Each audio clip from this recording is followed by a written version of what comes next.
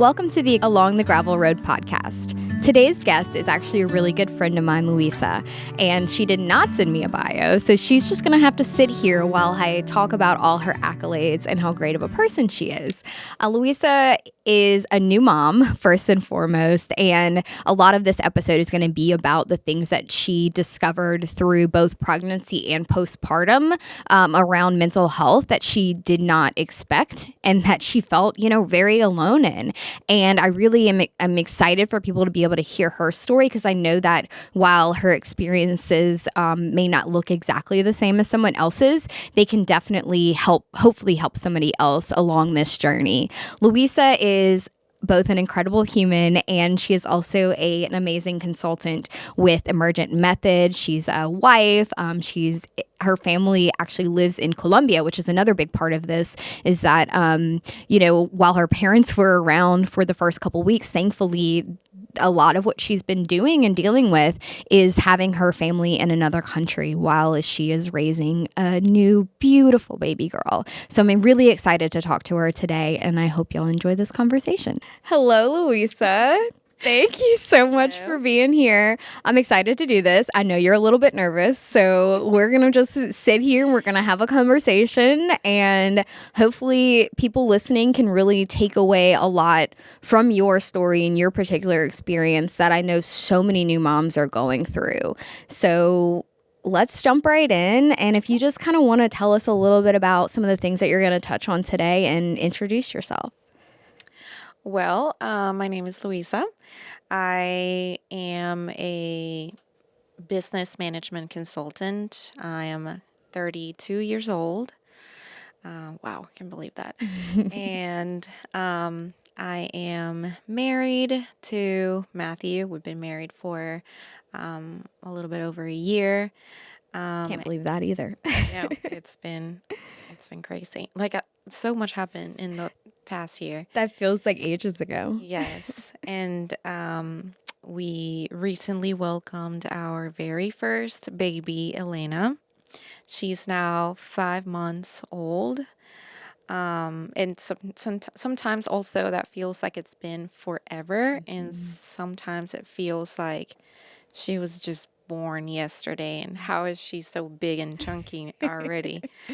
But just trying to figure out motherhood and going back to work. And I'm hoping that today what we talk here resonates with someone else, some new mom that's trying to figure out what to do or feeling the very same feelings that I've been, feeling lately. So yeah, just ready to be vulnerable, and hopefully it helps someone. Yeah, no, it definitely will. That's for me, being able to walk alongside you in this experience, even though obviously I could never fully understand what you've gone through. It's also helped me be able to be this a little bit of a resource to other people. It inspired me to want to do this series on that we're talking about perinatal mental health and maternal mental health, because even though I knew that there was a lot that we didn't talk about, that we kind of brushed over, and that new moms just didn't get to know about, didn't know about, it really, seeing you go through it, I was like, this has to change. This is not supposed to be this way. It shouldn't be this way.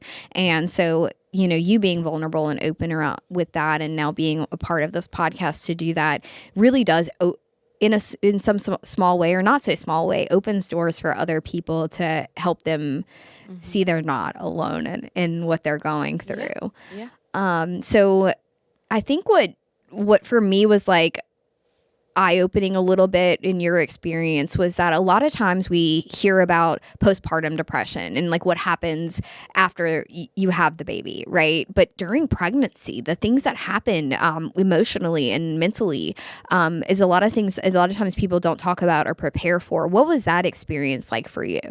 Yeah, so I think that I was an anxious person before I became Mhm. pregnant, right? I just never really wanted to kind of address it or say, I should probably take some medicine. This would probably help me not make myself like suffer so much with my anxiety. But I just refused to think that that was one of my needs until I was pregnant. And I remember I was about 13 weeks pregnant. I had just passed that 12-week mark that is so important. Mm. That first trimester is like, is this pregnancy going to actually be viable? Yeah. And so that was already kind of stressing me out. And then I remember that my parents were in town, and I was fixating over this new device that my OB gave me to measure my blood pressure and just make sure that everything was okay. So I just remember sitting on my computer working. My parents were in town, just at home visiting, and I start feeling kind of like lightheaded, and I'm like, okay, what's happening? Um, and then my mind just started spiraling, doing all kinds of crazy things, telling me you probably have to check your blood pressure.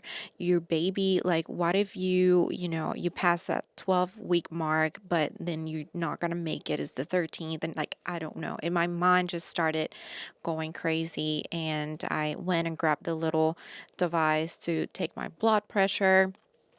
And of course, I'm panicking. Of course, it's skyrocketed. Of course, that makes me panic. And so I just start feeling like I can't breathe. I had to go outside. My mom's like, try to calm down, try to Mhm. breathe. I could not do that. And I just had to go, like, ended up going to Women's Hospital, kind of as an emergency to figure out what was wrong. My heartbeat was crazy. Like I could barely breathe. I thought I was gonna pass out. And then I get there and I have no symptoms, like everything's fine. Mm. And they're like, well, we really think that everything's okay. Baby sounds amazing. We hear her heartbeat. She's fine. Her mama is not fine. Mm. And so they were like, well, you probably would benefit a lot from taking medicine, anxiety medicine. And I was just thinking, no, I don't really want to do that. And then they were like, you really have a long way to go. You realize that you're only 13 weeks. You have to make it to 40. And then postpartum depression and postpartum anxiety is very real. Like it's gonna get worse. And I was like, oh my gosh, this is no, I can't be possible. But yeah, come to find out it did get worse. But thankfully, I decided to go on with the medicine. And my God, I was like, why didn't I just do this Mm. before? This Mhm. is like life saving. My pregnancy, like, it just completely changed my experience during pregnancy. I was able to enjoy, um, you know, my time being pregnant. A lot of times I would feel, yeah, I mean, I'm not gonna say, oh, this completely cured my anxiety. I don't have any crazy thoughts or anything, but it would never get to the point that I would panic, Mhm. which was the big thing. Yeah. And yeah, it just helped me. I was on a tiny, tiny dose of it though. So when I had Elena, we did need to increase it a little bit, but that Mhm. was kind of my journey. It did help me so, so, so much. Yeah. No, and I think I mean even for me when it came to medication, like getting back on it this summer, there was still a lot of hesitation for me, even knowing I knew how much that it helped. And I knew like that I had struggled with just making that decision in the first place. And I thought I thought I was okay with that now, but there's still so much like on ourselves, like this pressure we put on ourselves to say like, what does this mean why can't I do this without this thing? Mm-hmm. But I think that's not necessarily the best way to think about it. And it's really just a barrier, another barrier that we're placing on ourselves to not be able to get the help we need. And that's as simple as it is that the thing about medication, and I think we had some conversations around this too, is that it's not that this is something that you necessarily couldn't eventually maybe do some things to put in place to like start managing it on your own. But where you are now, everything you have on your plate in this moment, this tool right here is something that can help you get to a better place where you are able to put things in place that you can manage it. And whether it is just for a short time or it's for a longer period, it's a tool. It's another tool that we can use. And at that moment, I think a lot of new moms or a lot of folks during pregnancy to like really think or know, and I don't think we really know, and this is another issue altogether, is just that what we don't really know about women's hormones and like the things that are happening with our bodies. But the things that are happening with your body is not something anyone is really well equipped to manage. And so to just have that help is huge. Yeah. And I remember my when I went to perinatal counseling, my therapist said, you don't need to suffer. No. That was the thing. That was like, it really clicked when she said that. And I'm like, yeah, why do I need to put myself through all of this just to say that I'm not taking this medicine? Like, it makes no sense. So that, and then just thinking about my baby, that, something could harm her if my blood pressure was out of control.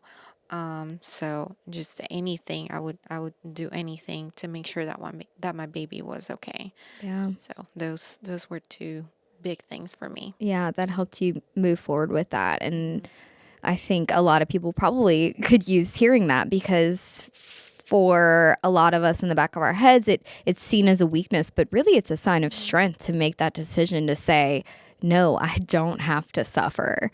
And more importantly, it's that time you've already started recognizing that, that it's about your baby and what you can do for this child, and what the best thing you could have done for her was take that medication and take care of yourself. Yeah. Yeah. And I grew up thinking that this medicine was a terrible thing. And for me, growing up in a Latino household, it was, depression, it wasn't a real thing. It was like, why are you sad? Just pray and just go and find something to do. So it was like, I don't know, I didn't how my parents were going to react to me telling them I'm getting on anxiety medicine. And I was actually very surprised that they were open to it, and they were like, well, if that's gonna help you, that's good. So that was another kind of layer that helped me feel like, okay, this is the right decision. So, and was that, did y'all have any more conversations around that, or was that kind of where you landed? I think we have tried to have conversations, but, and I know they try to help, right? They have the best intentions, but my dad he's like, well, you just need to think the positive. You just need to have confidence in yourself. You're like a very talented person, or this and that. And my mom's like, well, you have to pray to God. So, and I'm like, okay, I love you guys, but never mind. Yes. Yeah, I think that's one of those things, like, I'm glad that you were able to open up to them, and that that pressure was sort of lifted of like wondering what they would think about this decision that you made. But at the end of the day, you do have to still recognize that some people are going to have their beliefs about things. And, hopefully though, I think in a lot of small ways, and I've had a lot of conversations around this, especially with people who come from, from different cultural backgrounds, is that even just by chances are they may end up being able to get pieces and parts of this podcast or listen and have you still continue to have these conversations around these things you're going through. Yeah. And even if it's not directly, I'd imagine that something they go through, they may have a feeling that is an anxious feeling or something like that. And it might shift their perspective, even in a small way or in the way that they interact with other people that might be dealing with something similar. And that's really like the best thing we could hope for, right? Is that it just gives people a little bit more space to say or to look at things in a different way than they would have before. I would love that. Yeah. So talking about your family, I did in your intro, I did mention, that your family's in Colombia and that they were thankfully able, your parents were able to be here for a chunk of time after Elena was born. But tell us a little bit more about that, because I imagine that has not been easy, and it, not always having your mom, especially right here, is challenging. Yeah, that is. And it was crazy because we had planned on having her for the birth. But of course, Elena decided to show up at 37 weeks. So she wasn't here. My mom wasn't here. And I just call and I'm like, my water broke. I'm in labor. We're doing this. And she's like, what?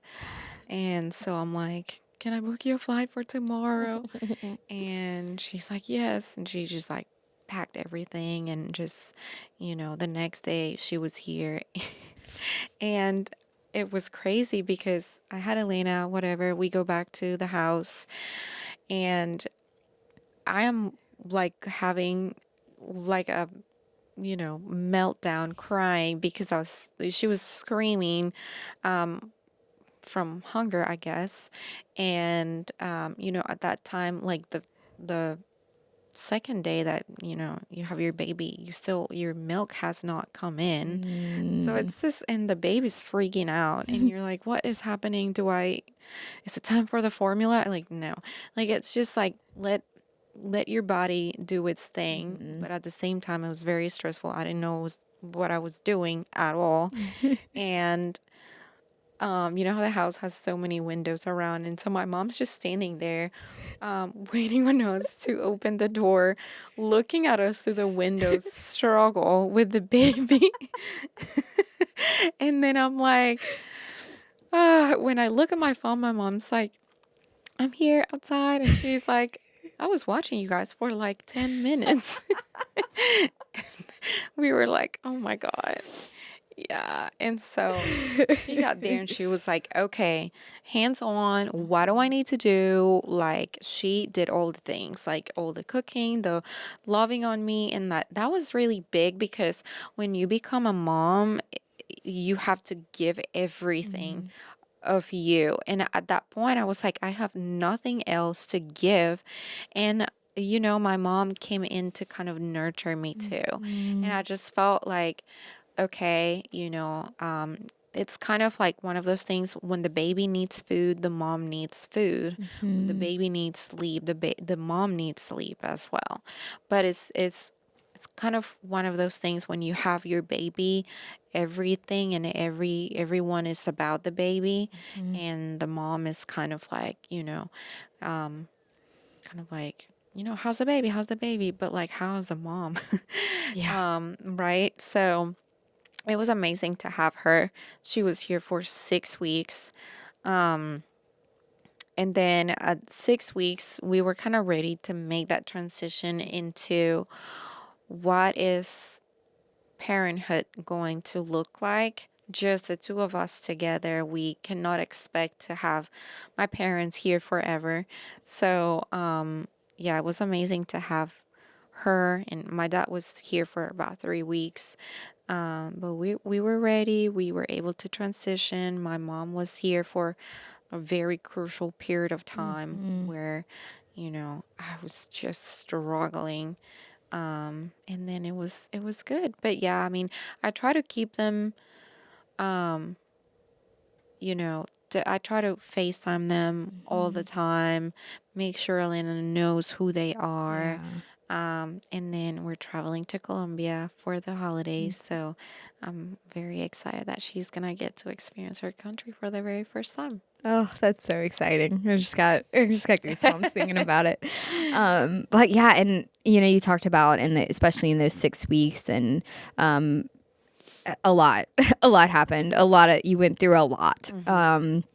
And we talked a little bit about like the things you experienced during pregnancy. What about postpartum? What did that look like? What did taking care of yourself and your mental health look like? Wow. My gosh, yeah, postpartum, I just remember, like, I don't know, the first couple of weeks are kind of a blur, Hmm. because we were just so exhausted. But I mean, having the baby, I gave birth naturally. And so I literally pushed a baby out, and then I went without any medicine whatsoever. And then I went home with ibuprofen, and that was it. And you're bleeding a lot. And like, I really wish, that's one of the things I really wish we talked about more. Um, you know, I guess our society made us more aware of the things that we're going to experience once we become Yeah. a mom, because you just see this romanticized idea on social media with this girl that just gave birth, and she's like cleaning the house and breastfeeding is perfect. And it was like, I had on a diaper for a month, Hmm. and could not even wear, like, I had to go around shirtless because everything hurt. Breastfeeding hurt so bad. Like, my nipples were cracking. It was borderline bleeding. And I am like, what is happening? Am I alone in this? And no, I am not alone. Mm-mm. You're never alone. There's someone No. else going through the same exact struggle. And that is what I feel is very powerful. When I had the chance to talk to other moms, I Mm. remember one of my neighbors reached out, and she was like, I had the baby blues hit me so hard. The first 2 weeks were the hardest of my life. And I was like, so you're telling me this is how you felt as well? And they were like, yeah, absolutely. And I'm like, why is nobody Mhm. talking about this? Right. And um, yeah, recovery was hard. I I had a tear, so I also had to heal from that. And you just have all of this going on, but it's you're kind of on autopilot. Like, Mm. just you have to function somehow, because there's this little tiny human that you have to keep alive, Right. and they are very needy. Right. It's 24/7. And so I was like, just losing my mind just from the lack of sleep, the physical pain. I think once I pushed that baby out, like every muscle in my body Mm. hurt. And I Mhm. was like, I just feel like I was hit by a truck. Where's my ibuprofen? Right. Like, no. And so, yeah, that was a lot. And then I remember having my lactation consultant over, because the baby didn't seem to latch properly. Mhm. And then that was like a whole, you know, added pressure, like component there. Because for some people, maybe breastfeeding was smooth, but I would Mhm. say for the majority of, first time mom, breastfeeding is a struggle and is really painful. Yeah.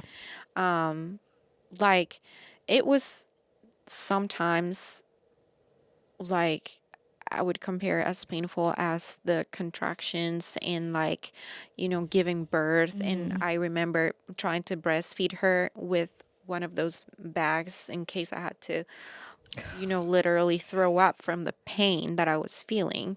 So it was just, I don't know, just really, really hard. And it helped so much that I had an amazing support system. I had my parents there. My husband was very present in helping me.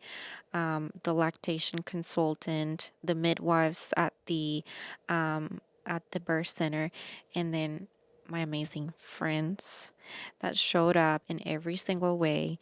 Having the the meals drop off and all of that was huge.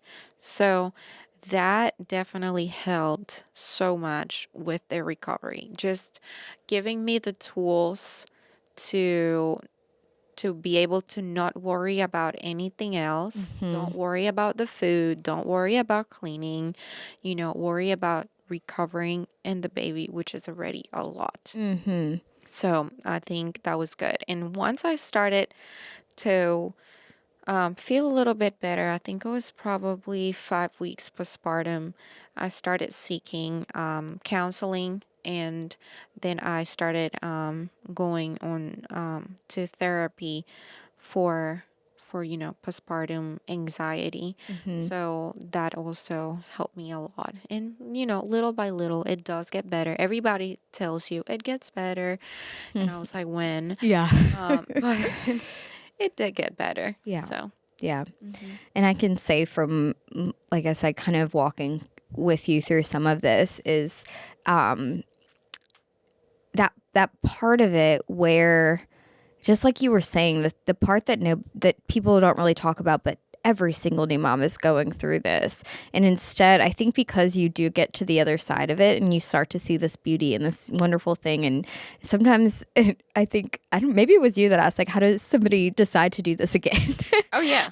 While you're going through it. I'm like, I think they forget. Everybody says that. But it's also that, it's sort of the stigma around like, oh, but you're so lucky. You've made a beautiful thing. You've created this beautiful new life. You brought life into the world, and isn't the baby beautiful? And it's like, yes. And I am just struggling and I am in pain, and both of those things can be true, that this beautiful baby is here and I'm so grateful and thankful for that. And I don't like it. There were some times I didn't know if I was going to make it through this part of it. Yeah. And then all of like the really gross stuff that happens, the things that happen to your body physically, the things that happen to you emotionally, that should be motherhood 101. Like, everyone should know this, is because we should, as a society, be able to talk about it. And it's not just for a new mom, it's also for the people trying to support the new mom. Because I think what I tell people, if they're like, oh, I'm trying to think of like, well, how can I support a friend of mine who's about to have a baby? I'm like, the biggest thing to do in those first few weeks and during pregnancy is whatever you can do to help take care of the mom, because she's not taking care of herself. She can't. She's got to take care of a baby that she is probably not emotionally, mentally, physically equipped to do.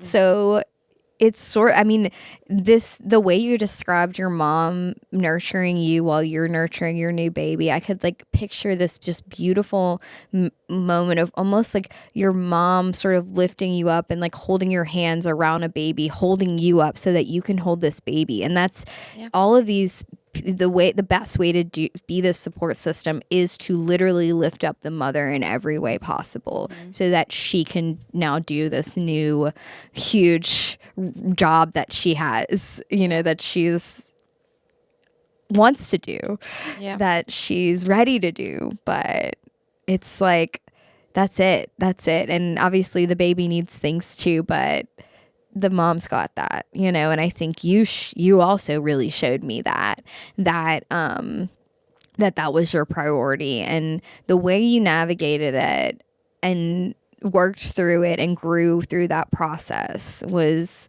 beautiful. To see you, like, I think I've said this to you before, it's like you doing this and watching you go through this, in a lot of ways, instead of like this thing about like seeing somebody raise a child or having a baby can like scare you from having a baby, in so many ways it was the opposite for me. Like seeing you, it's like I want to be able to experience this too. And it was because of the way that you were vulnerable, and that you said, like, asked for help when you needed it, and that you were honest about the really hard feelings and painful things that you were going through, instead of just trying to push through and power through and get to the next moment. And the way that you did the work so that you could continue being better for your daughter was incredible to see. Even like through the breakdowns and through the moments where you weren't sure if you were going to make it through. And then the way though that you managed it on the other side of it, to recognize what you just went through, instead of just like going on to the next thing like so many of us do. You took the time to say, that was hell and I made it through, and now I've learned from it, and I know that it's going to be hell again, but I know I have a little bit more to get me through it. Oh my gosh, yeah. And I mean, it's so sweet that you describe it as beautiful. And on my end, I see anything but beautiful. Oh no, don't get me wrong, you were a mess. But it was beautiful. Like every time it's so hard to be a person trying to support somebody, knowing that I can never fully understand what you're going through, knowing that, and I know you use this term too, like you were alone. You were. You can't even pretend that motherhood, you're not going through this alone, even if you have a partner, even if you have all the people around you, even if you're never alone physically, you were alone in a lot of those moments, so terribly alone. And knowing that as a person who wants to help you, but having to like recognize that this is something you have to get through yourself, and then seeing you do that, that was the beautiful moment. It was messy. Oh, yeah. It was very messy. Yeah, and it still is. Yeah. And just thinking about how lonely it can feel. I was thinking that since I had Elena, I haven't had a full night of sleep in more than 5 months, because when I was pregnant, when you're so pregnant, you're also so uncomfortable that you have to go to the bathroom every 2 seconds. So it's like, no, I haven't slept a full night in months and months. So that does something to a person. Right? And so thinking about that loneliness, every night I have to get up to pump. And so you just kind of sit when everything is quiet, maybe sleeping. Typically she's sleeping, your husband's sleeping, and you're just there. It's so quiet, and you're just pumping, doing this thing, to provide food for your baby, and yet feeling so alone. And so it still feels that way, even though it's been already 5 months. I think we're out of the trenches now. We're managing everything. We're enjoying her. I wasn't able to enjoy her at first because it was just I was in survival mode. But now it's just so fun to see her smile, to see her giggle and discover, new things, be aware of her environment. But yeah, it's still sometimes very lonely, especially that part where, you have to get up in the middle of the night, either to feed the baby or to pump for her, because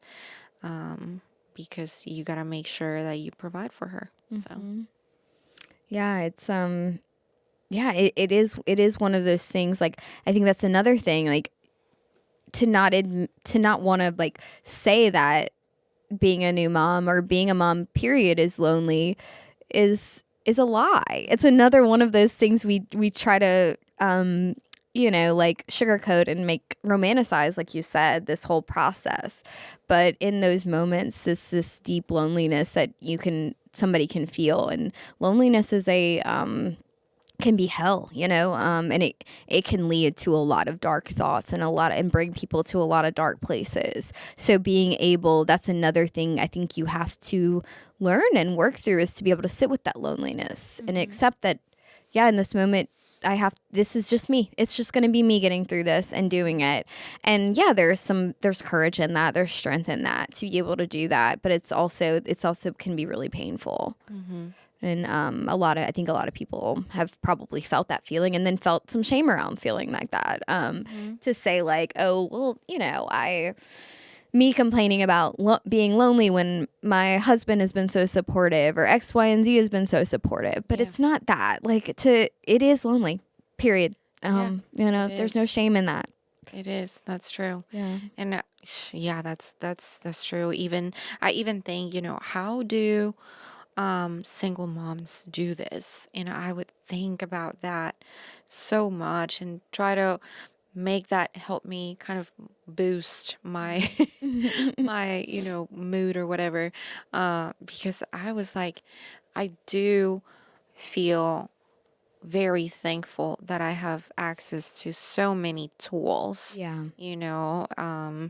Just being able to seek therapy and counseling, and having a husband, and not only having a husband, having one that's present, having one that wants to be part of this, and having access to a lactation consultant, having access to, help my baby with therapy for her tongue tie, all these things that I am able to access, and it's still difficult.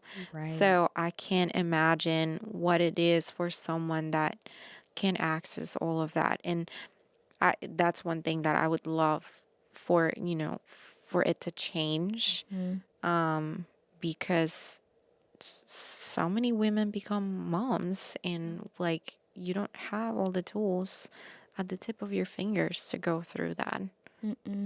Yeah, and it's amazing to me. We talked about this on another episode around this same topic, that it is literally what is keeping the world going, Right. and yet we don't put the resources towards it that we should. It's wild. It's wild. Obviously, it's not. There's a lot of systems in place that sort of work against it, that need to be changed, and there's a lot of work that needs to be done.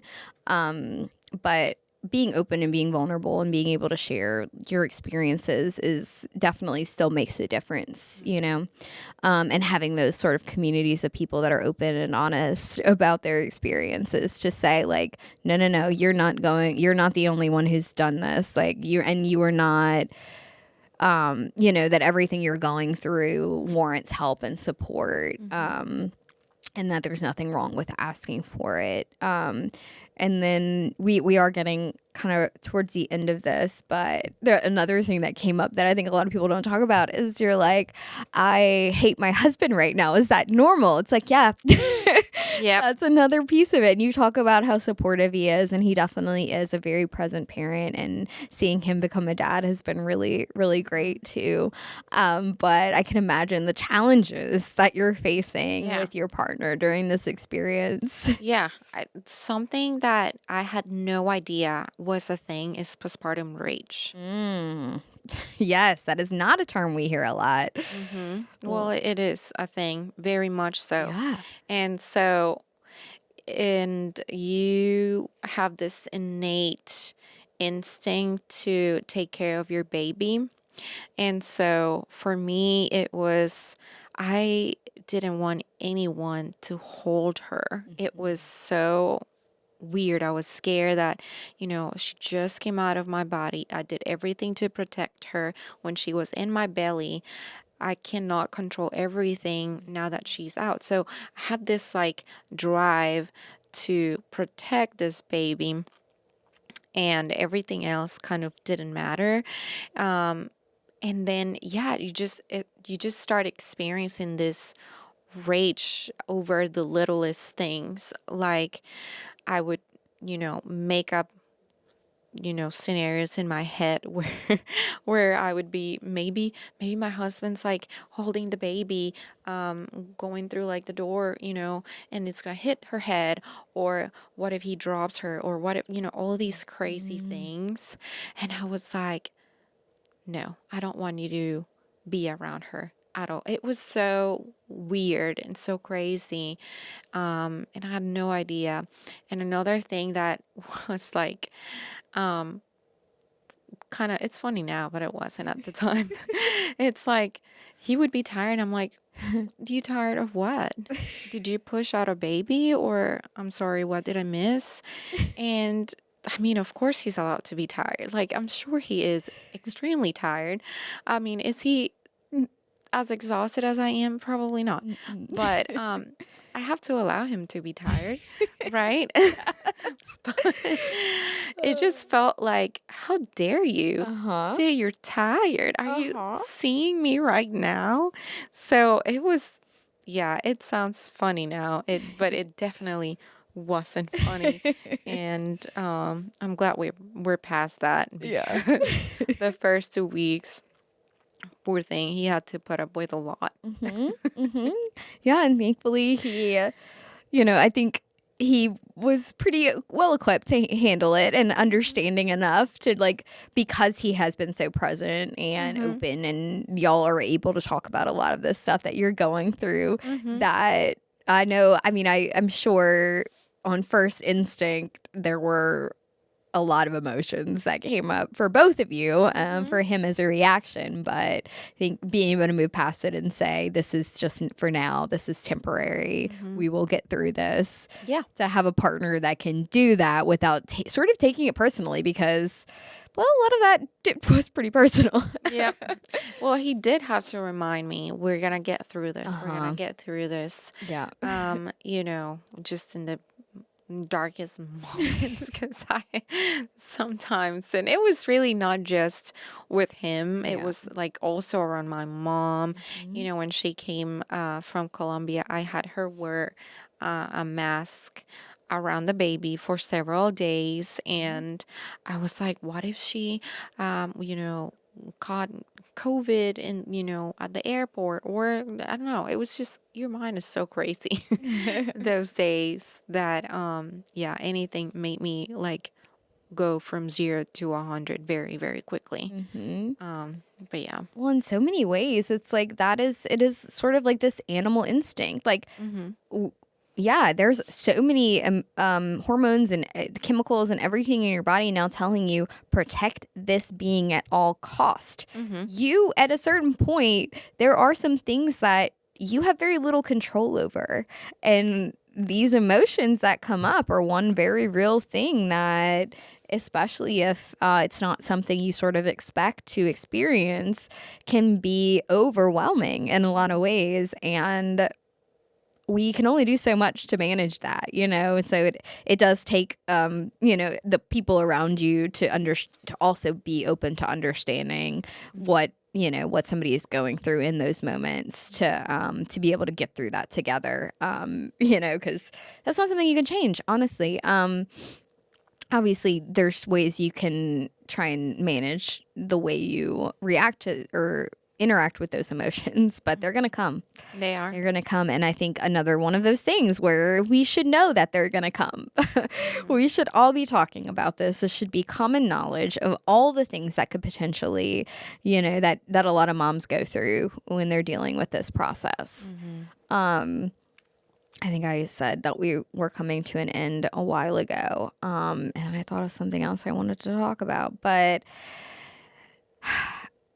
you also mentioned COVID. You mentioned being scared that, and it's a very real fear, especially with the fact that we just went through and are still very much in sort of this post-pandemic and state. And so hypervigilance around sickness and, again, protecting your child at all costs. You had to go through all of that all simultaneously. Yeah. And I think that sometimes society expects to go meet your baby that just came out of your body very like quickly. Mm. Um, and I have seen a lot of I guess on social media, like a lot of trying to create awareness that that's not really best. Mm. Mm-hmm. I guess best practice. Typically you would want to expose your baby y- when they're about 2 months old, when they get their shots and everything. Yeah. Um, but yeah, sometimes you know, just just the thought of even having someone come from outside to visit your baby. I remember even struggling with my lactation consultant. Because she was in our house the next day after I had Elena. Mm. So, and she's, examining her for oral tie. So she's like sticking her, Mm. fingers in her mouth. And I'm just here thinking, oh my gosh, is she clean? Is she, I'm Yeah. just like freaking out. And, sadly, it did happen that Elena got COVID when she was 2 months old, Mhm. and she was just so little, so it was so scary. I don't think I got an ounce of sleep that week. Mm. But I mean, she honestly, she did okay. I, Yeah. I was the one that wasn't okay. Yes. Yeah. It wasn't super scary for her. She was just really fussy and uncomfortable, just the normal um kind of symptoms, nothing super crazy, but it was just really, really scary for me. Yeah. So yeah, just kind of being aware of, again, it's new, fresh baby. Mhm. uh, just trying to kind of what we call a cocoon, to protect the baby, like, if you can get your flu shots, get your COVID vaccine. That way, everybody that's around the baby is acting kind of like a barrier Yeah. for the illness. So Yeah, I think that's another um great sort of tool, like for people who are trying to be a support system, is everything you can put into place to take some of that fear away and make some them of more that. comfortable. Exactly. Anything you can do it. Mm-hmm. Because at the end of the day, like, obviously people who aren't experiencing it with you, you can definitely start to forget, but for you, you don't get to turn that off. Like, Mm-mm. other people get to, oh, don't worry. Don't worry is like a big, but that's not, you can't not worry. That you are literally now, like, it is your instinct. Mm-hmm. It is your imperative. It is your job, your role, your everything to worry and Yeah. about this child. And so, the best thing somebody can do is help alleviate some of that Yeah, worry in just whatever way being possible. respectful of Mm. whatever the mom Yep. wants to do at the Boundaries. time. Yeah, respecting boundaries, and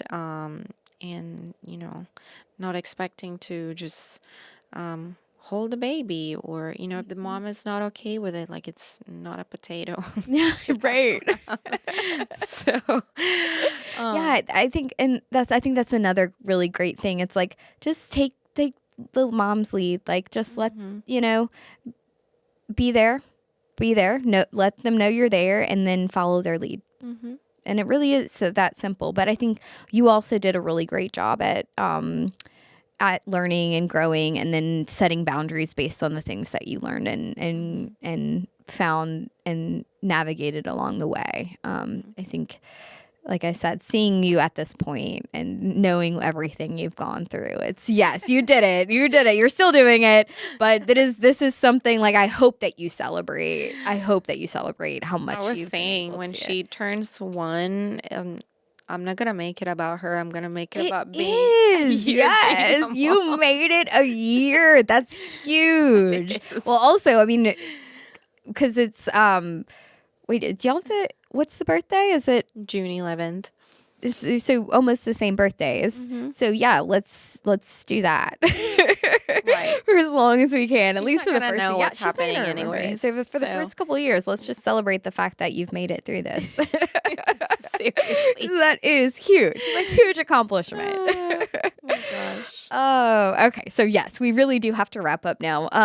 So if you were to either like share one message for a new mom or like one thing that you would want somebody to really take from this conversation that we've had and from your experience, what would that be?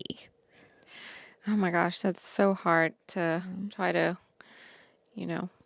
put into words. But I think for me is, again, you're going to think that you're alone and it's going to feel lonely, but you're never the only person going through that. And reaching out and being vulnerable is going to help other people open up.